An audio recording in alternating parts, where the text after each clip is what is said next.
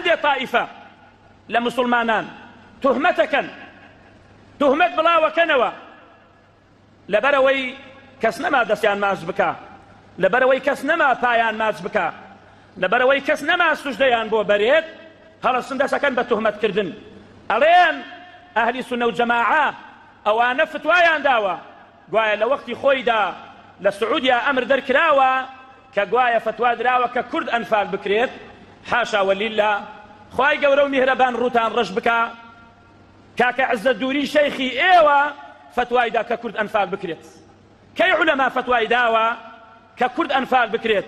نە وەڵڵاهی عەزەت دووری ئێوە شەیخی ئێوە فتوای دا کە کورد ئەنفال بکرێت.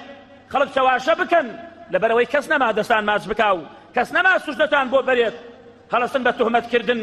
ئەوە لە لای عالەم ئاشکرایە کە شەیخی ئێوە فتوای دەرکرد و کە کورد ئەنفال بکرێت. نەک خەڵکی چاواشە بکەن لە ئیسلام دووری بخەن، لە قورئان و سونەت دووری بخەن، تهمەتی تر ئەواکەن، ئەڵێن ئەوانە ئەڵێن عایشە زینای کردووە. ئەهلی سونە و جەماعە گوایە ئەڵێن عایشە زینای کردووە. نەخێر ئێوە نێزگن لە شیعەوە، نەخێر ئێوە هاو مەذهبن لەگەڵ ئەوانە. ئەگەر ئەهلی سونە و جەماعە، ئەگەر ئەهلی سەلەف ئەڵێن عایشە زینای کردووە، یا ڕەبی خوایە لەعنەتی خوامان لێ بێت. ئەگەر بوهتانە و ئەیکەن و زامەکەتان ئێشێ و دەنگتان بەرزەکەنەوە، شەنێ زامەکەتان ژان بکە، ئەوانە دەنگ بەرزەکەنەوە، هیچتان پێ نەماوە، هەر ئەوەنەتان پێماوە، خەڵک ئاگادار بکەنەوە. ئەوانە ئەڵێن پێغەمبەر نییە صلی الله عليه وسلم، ئەوانە ئەڵێن ئەوە نییە، ئەوانە ئەڵێن وا.